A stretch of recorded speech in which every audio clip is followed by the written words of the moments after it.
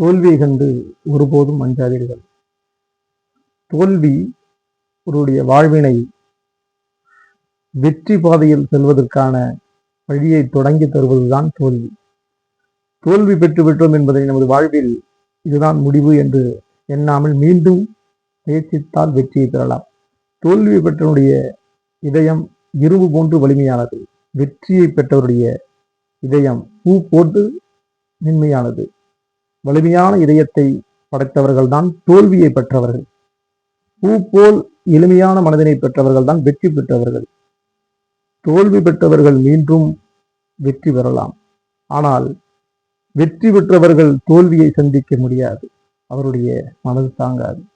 பல தோல்வியினை பெரிதாக எண்ணாமல் நமது வாழ்க்கைக்கு உருவாக்கக்கூடிய ஒரு முதல் படியை நினைத்து தோல்வியிலிருந்து மீண்டும் வெற்றி பெறுவதற்கான முயற்சியை எடுப்போம்.